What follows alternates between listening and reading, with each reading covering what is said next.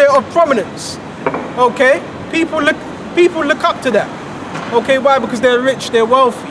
Okay, but when a poor man speak, can you read that again? This is Sirach 13:23. So it says, when a rich man speaketh, every man holdeth his tongue. And look, what he saith, they exalt it to the clouds. But if a poor man speak, they say, what fellow is this? If he stumble, they will help to overthrow him. Okay, so when a poor man speaks, they're saying, well, you know what?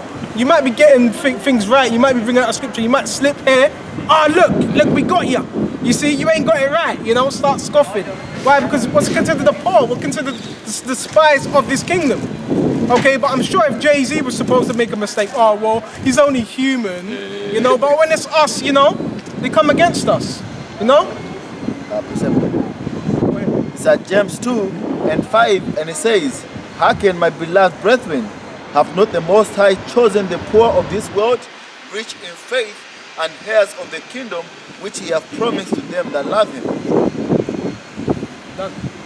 So we are the poor of this world. When it mentions the poor, it's really speaking about not everyone, because you got Edomites that are poor, but they're just two-time losers. But that's really referring to Israel. Because how do you know that? Because it says in Matthew 5:24, blessed are the poor. Who's the poor speaking about? The Israel. Okay.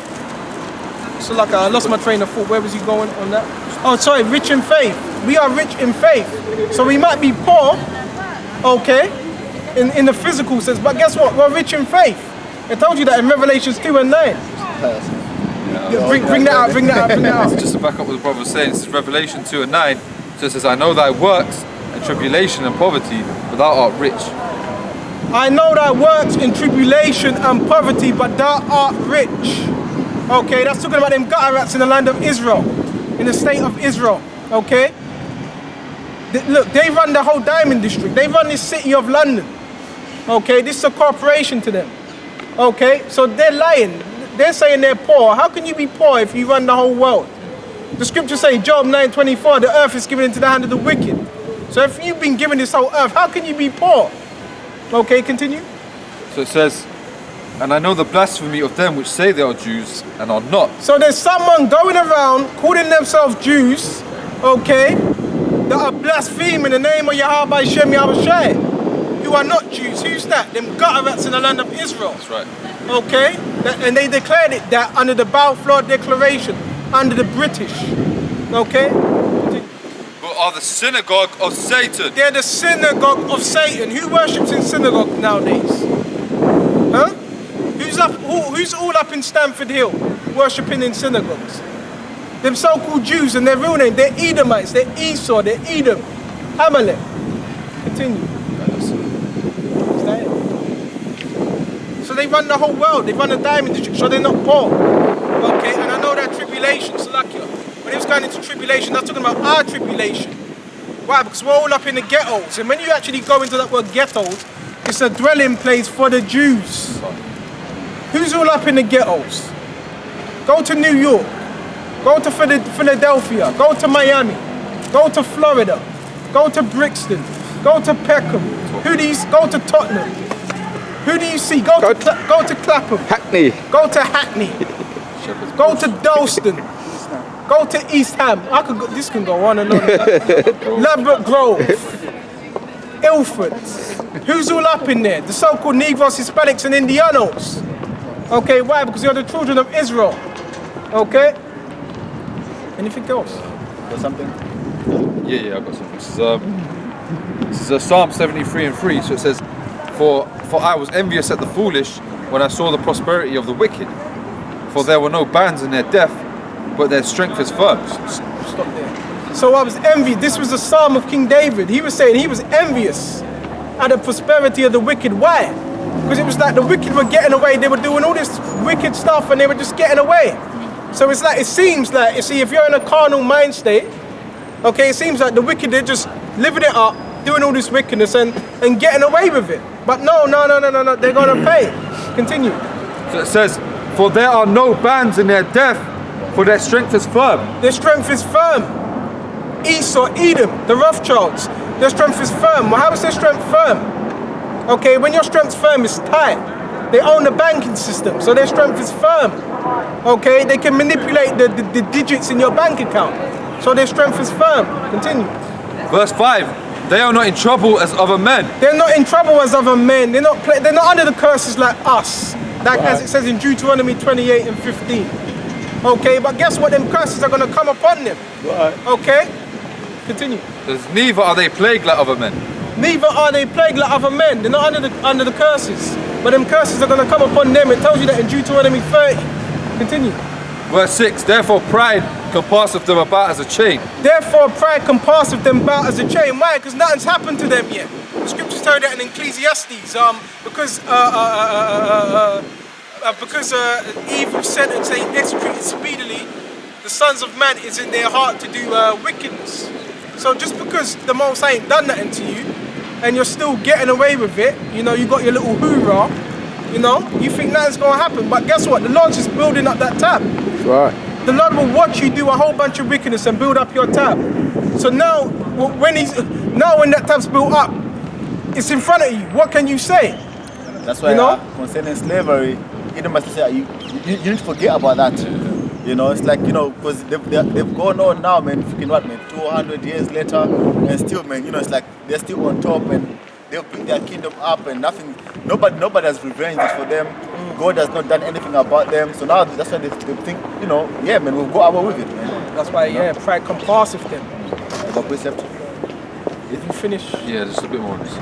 So it says, therefore pride compasseth them about as a chain, violence covereth them as a garment. Violence covereth them as a garment. Why? Because Esau, what is he? He's a violent man. Going back to Cain, what did Cain do to his brother Abel? His righteous brother. He slew him. Why? Because he was jealous. He was envious. Because he didn't do the right thing. Okay, he gave an unacceptable sacrifice. As they say in London, apples and pears on the market. That's what he done. Okay, continue. Verse 7, their eyes stand out with fatness, they have more than their heart could wish. Their eyes stand out with fatness, they have more than the heart could wish. Why? Because they're not billionaires, they're trillionaires. They're trillionaires. You know where that money comes from? Slavery, the transatlantic slave trade. Okay? They've got old money. Yep. Their money goes back all the way to the, 1400s, since the time of the Napoleon Wars. Because guess who funded them wars? Napoleon. Slovakia, not Napoleon, the Rothschilds. Okay, they made the movie about it. Yeah, I forgot the name of the movie. The house, is it the House of Rothschild? The House of Rothschild, that's it, yeah. Very interesting if you watch it, man. Like, very, very interesting. Yeah. It's a bastard. So they have more than the heart could wish, you know? And their eyes stand up with fatness. When your eyes stand up with fatness, okay, whatever you want, you can have. Yeah. The Rothschilds, whatever they want, if they're in Brazil, they'd be like, you know what, let's just get a jet flight. You know, let's just go to London, a jet flight. You know how quick you could get here on a jet? This guy kind of looks like one. You know? And that's just where this guy looks like a Rothschild, you know? Yeah, probably. You know? Esau living fat. See, that's an example. Just come from a meeting. Esau is living fat. His eyes stand out with fatness. You know?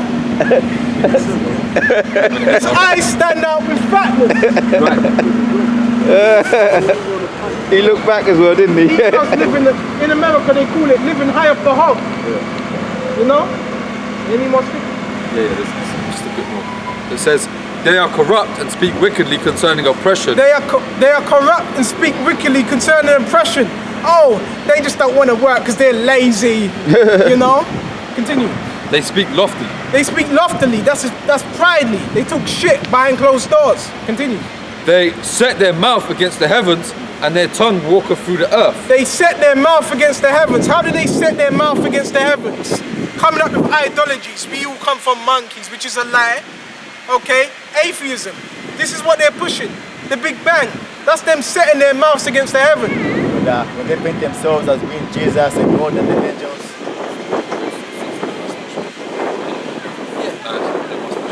Yeah, that's true. When they set themselves up painting them babies, white naked babies. Are you out of your mind? That's right. You really think you could draw the angels as white naked babies? That's Esau's nature, that faggot nature. The angels look fierce. When you go into Ezekiel, the first chapter, it talks about the angels. You are the face of a lion. Yeah. You are the face of an ox. You are the face of a man, and you are the face of an eagle. Revelation, man. That's a fierce face, and the scriptures talk about when the men of the Lord saw the angels. Guess what? A load of them fainted. So the angels ain't no white pasty cracker babies, Right. with their rods out. That's some man. You got anything? You got? Are you done with that? It's James 5:1, and it says, "But to now be rich men, weep and howl for your miseries that shall come upon you. Your riches are corrupted, and your garments are moth-eaten. Your gold and your silver is cankered, and the wrath of them shall be a witness against you, and shall eat your flesh as it were fire. Ye have heaped treasure together for the last days. Behold, the hires of the laborers who have ripped down your fields, which is of you, kept back by fraud, crieth, and the cries of them have reaped, and the cries of them which have reaped are entered into the ears of the Lord of Sabaoth. Ye have lived in pleasure on the earth and been wanton. Ye have nourished your hearts as in the days of slaughter. Ye have condemned and killed the just, and he doth not resist you." Okay, so what was that? What was that? James 5:1. 5:1. Your riches are corrupted. Okay, woe to you rich men. Who's the rich men of this society? Your elites. Your riches are corrupted. They're defiled. Why are they corrupted? Because how did you get them? Of blood, of slavery, by corruption, by stealing. What's that? John 8, John 10, and... Yeah, the thief cometh but not to steal, but to kill. So your riches are corrupted. They're not going to profit you. Okay? They're not going to profit you. And it said your garments are moth-eaten. Don't you know moth eat out garments? Don't you know moth eats fabrics? So all that's being laid up, what? To be eaten, is to no avail. Okay? And what else? What the rust, what did it say about the rust? Your silver and gold is cankered. When you go into that word cankered, it's diseased. Okay? It's corrupted. It's not going to benefit you. Okay? It won't save you. It's not going to save you. And the rust of it should be a witness against you. Why does it say rust? Why? Because your treasures are going to be burnt up. And the treasures that are not burnt up, guess what? We're going to have that. That's right. We're going to gather that. You got pictures of, what's it? One of the Rothschilds sitting on gold vaults. So what? You got all that gold just to sit on it. No, you want to do something with that. Okay? Pave the floors. In our kingdom, we're going to have paved gold floors. In our kingdom. Okay, look at this kingdom, this brick, shitty stone, and this place smells like piss. That's right. No, just add to what you just said, because the gold what we're going to be getting, when we get it back, we're going to use it for the right reason, to heal people. And that coronavirus could be healed. You put that in the water, man. The people aren't going to be sick in our kingdom, man. As well as paving the floor and in many other things. That's a good point. Yeah. So they're gathering for us, man. Because the Bank of England has pretty much almost all the world's gold, man. All the world's reserve of gold is kept there at the Bank of England, all underneath, man. All those just room full of gold bricks. That's for us, man. Yeah. This is Okay. I don't have to separate. This is Micah 2:1, and it says, "Woe to them that devise iniquity and work evil upon their beds. When the morning is light, they practice." Stop right there. So woe unto them that devise iniquity upon their beds. Who's devising iniquity upon their beds? The Rothschilds. Okay, and what does woe mean? Woe means destruction. And that's what's coming to this society. Okay? And how do they devise iniquity? By coming up with different laws. Okay? Different laws, different legislations. Okay? Pushing out LGBT. Pushing out transgenders, pushing out drugs, pushing out degradation. Continue. And it says, because it is in the power of their hand. Because it is in the power of their hands. Job 9:24 says the earth is given into the hands of the wicked. Okay, and he covereth the judges, covereth the face of the judges thereof. If not, where and who is he? Continue. He says, verse 2, and they covet fields and take them by violence, and houses and take them away. So they oppress a man and his house, even a man and his heritage. So they covet fields, okay? What's covet mean? Covet means to take what don't belong to you. Like you said earlier on, how did they get rich? By coveting, by taking, by stealing. So they covet fields, you know? Afghanistan, poppy fields, okay? For what? To sell drugs, okay, heroin, okay, all that rubbish, okay? Syria. Why is all these nations in Syria? For steak, oil, goods, okay? Libya, for what? Gold. Why did they kill Gaddafi? Because he didn't want to comply with them. So what did he do? They killed him off and took his gold. Why? Because Gaddafi was actually stacking up gold, if you didn't know that. Okay, he wanted to create his own currency. Yeah. He knew the US currency was no good. Okay? That's why Gaddafi was stacking up gold and they took him out and set up their own puppet government. So this is what Esau does. If you don't comply with his rules, he sends agents, covert agents, up into your society, up into your country, and overthrows you.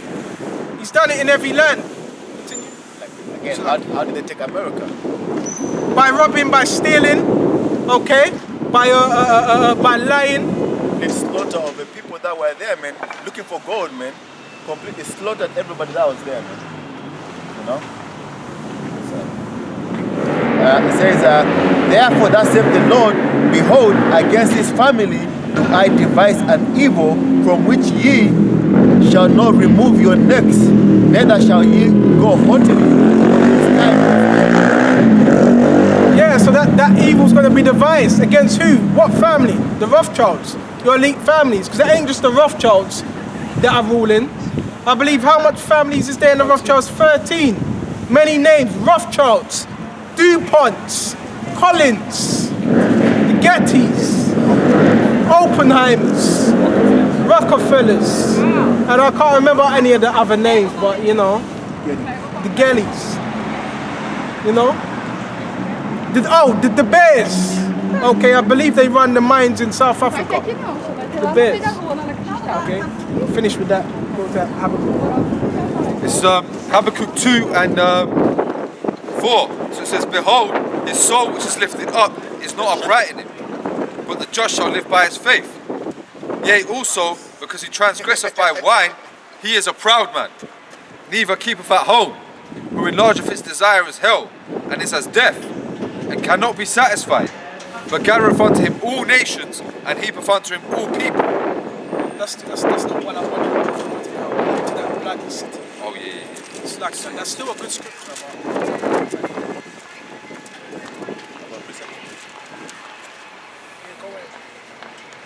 Isaiah 24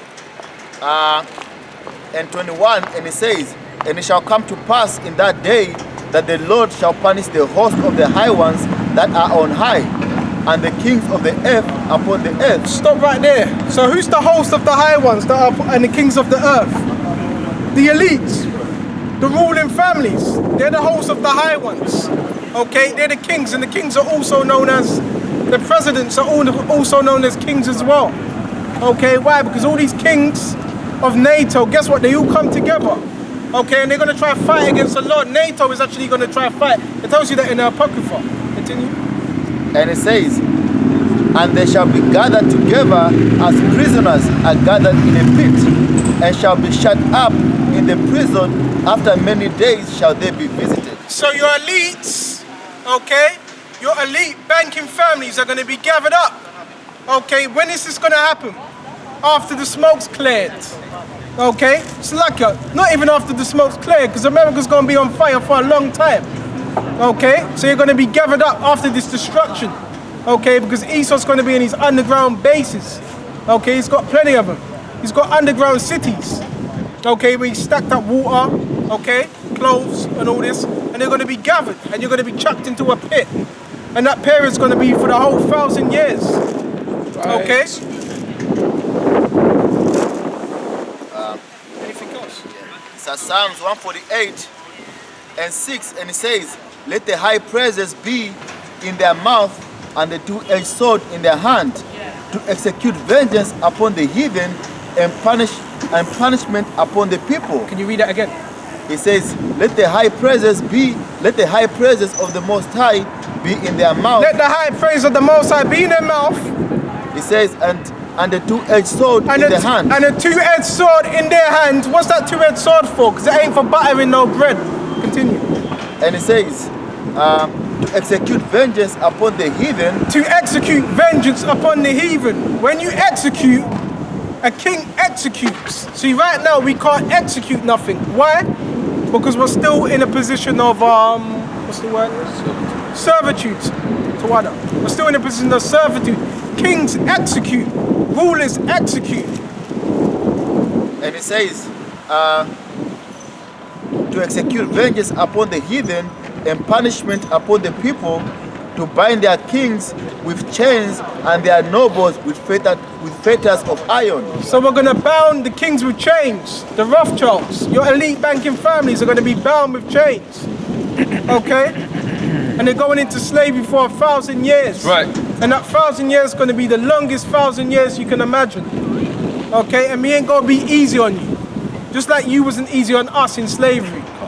Okay? Is that it? It says, verse 9, to execute upon them the judgment written. What? It says, this honor have all his saints, praise ye the Lord. So to execute the judgment that was written. Why? Because this was written. In the past, it was written for our learning. Okay? This praise have all the saints. And who are the saints? You so-called Negroes, Hispanics, and Indianos. You're the saints. And those of you that descend from Abraham, Jacob, and Isaac. One more scripture and I'll shut off. One more scripture and I'll shut off. That's Amos 9 and 2, and it says, though they dig into hell, thence shall my hand take them. Though they climb up to heaven, thence I will bring them down. And though they hide themselves in the top of Carmel, I will search and take them out thence. And though they be hid from my sight in the bottom of the sea, thence will I command my serpents, and they shall bite them. So here's an example of them digging into hell. And what's that word hell? That word for hell in the Hebrew is shalal, grave. Okay? So what's Esau doing? He's digging into the hell. He's digging into the ground. Okay, the grave. Okay, with these underground bases. Okay, there's many of them. Okay, that the military are stacking up in. Okay? And these trains, guess what? These trains are transportations for these underground bases. There's certain things they're not showing you. Okay? So it says, thou that dig into hell, I will grab them out. How are they going to be grabbed out? How are they going to be sought out? Through the angels. Okay? And guess what? It talks about the sea. So they got underground bases underneath the sea. But guess what? The Leviathan's going to bite them. That's that serpent. Elysium up in the sky. You ever watched Elysium? It's not exactly like Elysium, but they go space stations. You know, they can hide up there. This is Revelation 6 and 15, and it says, and the kings of the earth, and the great men, and the rich men, and the chief captains, and the mighty men, and every bondman, and every free man hid themselves in the dens and in the rocks of the mountains, and said to the mountains and the rocks, for honors and hide us from the face of him that sitteth on the throne, and from the wrath of the Lamb. For the great day of his wrath is come, and who shall be able to stand? So the elites, okay, and the masses, guess what? In that day they're gonna be quoting, fall upon us the rocks. In other words, that's hide us. Okay? Let's hide. Why? Because there's gonna be so much catastrophe. Yahushua is gonna be here. There's gonna be angels everywhere. There's gonna be apparitions. We'll be in the midst of the World War III. That's right. So people are gonna want to be hidden, but guess what? They're not gonna be hidden. And even if you do hide yourself in the rocks, these mountains, these buildings, because the rocks also represent the mountains. If you go into Job 30, it tells you about that.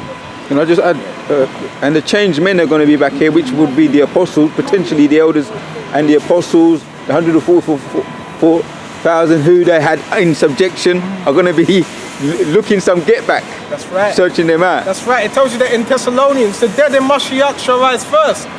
So those that come out of them heavens, those that died in Yahushua, Abba Bivens, great Abba Bivens, King Marshall, you know, and the brothers that gave their life for this truth, they're going to be the first ones to rise, okay, and execute judgment as it is written. So Isaiah, let me close that last one. Isaiah 2:19, and it says, and they shall go into the holes of the rocks and into the caves of the earth for the fear of the Lord and for the glory of his majesty, when he ariseth to shake terribly the earth. In that day a man shall cast his idols of silver and his idols of gold, and they shall, which they have made, one of himself to worship, to the moors and to the baths, to go into the clefts of the rock, and to the tops of the rugged rocks, for the fear of the Lord and for the glory of his majesty, when he ariseth to shake terribly the earth. So in that day, okay, you'll find his shoes, your idols, the things you worship, okay, you're gonna need to get rid of them. Your idols, okay, your Buddha statue, okay, your Semiramis statue that you pray to, you're gonna need to dash that. That's gonna do you no good. But the scriptures do say, I forgot where it was, some are gonna be still trying to pray unto their gods, but your gods ain't gonna deliver you. Okay? So I'll finish off speaking and Tawada. Alright, so if one of you brothers want to get Revelation 20 and 4, sure.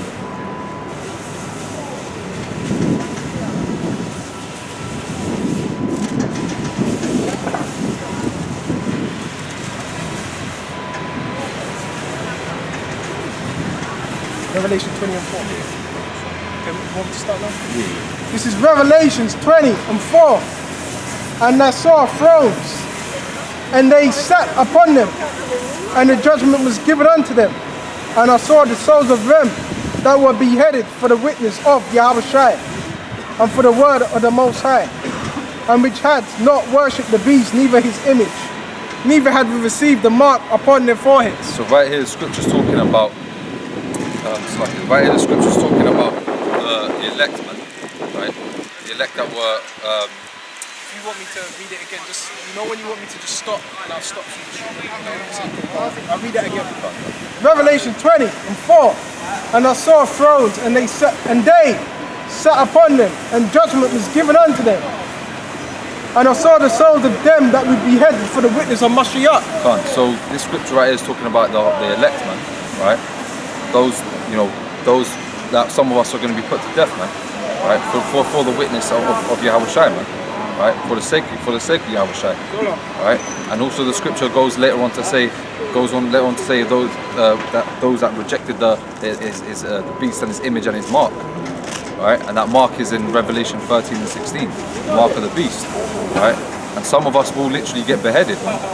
Right? Some of us will be put to death, right? Some of us will be on the run. You know. Okay, I'll continue. And for the word of the Most High, and which had not worshipped the beast, neither his image, neither had received his mark upon their foreheads or in their hands. Alright, so what's that mark? We might as well get into it.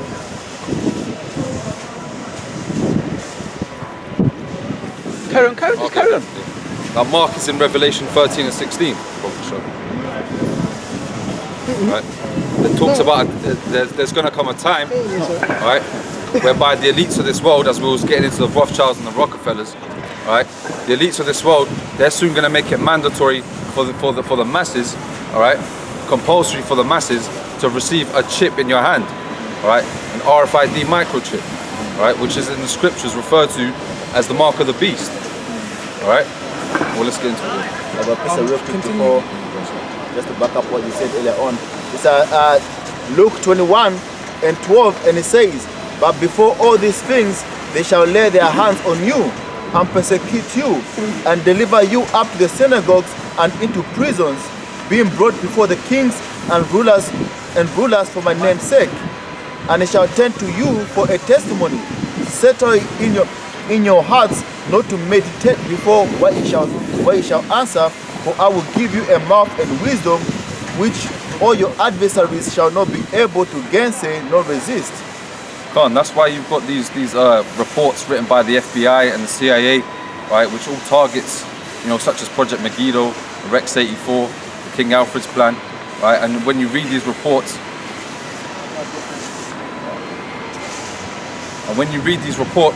okay, especially Project Megiddo, it talks about there's going to come a time whereby the men of the Lord that are preaching on the streets, right, and you two third Jakes as well, okay, you're going to be gathered up and thrown into concentration camps, man. That's right. FEMA camps, right? Right now in America, especially over there in Georgia, you've got fields and fields of empty coffins, right? Empty plastic coffins, right? And there's videos of them on YouTube, okay, of coffins so big that they can fit six to 8 people in one of the coffins, depending on how big the body is, right? And what? So like, what happens? I was on my way here. I was watching the movie Contagion, and at one point that the mass grave, right? And then the guy that was putting the bodies in the grave, and then he said, when did we run out of body bags? And then the other guy goes, well, we ordered some from Canada, but they need them as well. I was like, oh damn. That's why, like the brother was saying about the coffins that can hold multiple people at the same time. They're gonna use those, man. Mass graves. Some of them not even coffins, but just bury the people, man. Yeah, because the scriptures say that the dead shall be cast out as dung, man. Right? There's gonna be so many dead bodies that you're not even gonna care about it. Just like you see a piece of dung on a piece of a dog turd on the road, you just step over it, man. Right? You don't consider it. But like I was saying, right? You've got concentration camps dotted all over America. So, they're referred to as FEMA camps, right? And they're getting ready. These elites, right, and the United States government are getting ready to throw the masses of people into these concentration camps, especially those of you that are against the system, man, right? And that's what Revelation 20 and 4 is speaking about, and it's precept that the brother brought out as well, right? It's Revelation 2 and 10, and it says, fear none of these things which thou shalt suffer. Behold, the devil shall cast some of you into prison, that ye may be tried, and ye shall have tribulation 10 days. Be thou faithful unto death, and I will give thee a crown of life. So this is Yahweh Shai saying, that those that stood stiff before his name, basically, those that did the work, right? The hopeful elect, right? Some of us are going to be casted into prisons, man, right? And what are these prisons? Are these, like we was talking about, the concentration camps, FEMA camps, okay? Those that came against the system, right? Because if you're for the Most High, that means you're against this world, right? You're against this system, okay? And if you're against Esau's system, then guess what? He's gonna deem you as a potential terrorist, right? A domestic terrorist, that's what he calls it, or an insurgent, right? Whatever word he wants to use. Right? And guess who's at the top of that list? The Hebrew Israelites, man. Right? When you read Project Megiddo, right? And I've actually read that report, right? They touch on other groups, but the group that they touch on the most in that report is the Hebrew Israelites, man. Right? Because they know that physically we're not a threat, but spiritually we are a threat to them, man. Right? Second Ezra 16 and 17. This is Second Ezra 16 and 17. For there shall be in every place and in the next cities a great insurrection upon those. What's an insurrection, man? An uprising, right? Persecution. Okay, Karen. There shall be a great insurrection upon those that fear the Lord. Okay, so there's going to be an insurrection, an uprising against those that fear the Lord. And who's the only people that could fear the Lord, man? Right? The Israelites, and especially amongst, and that's more so specifically talking about the men of the Lord. Alright? The elect, the hopeful elect, man. Alright? This is more. They shall be like madmen, sparing none, but still spoiling and destroying those that fear the Lord. So it says that they shall be like madmen, sparing none. Right? So if you're on the run during this time,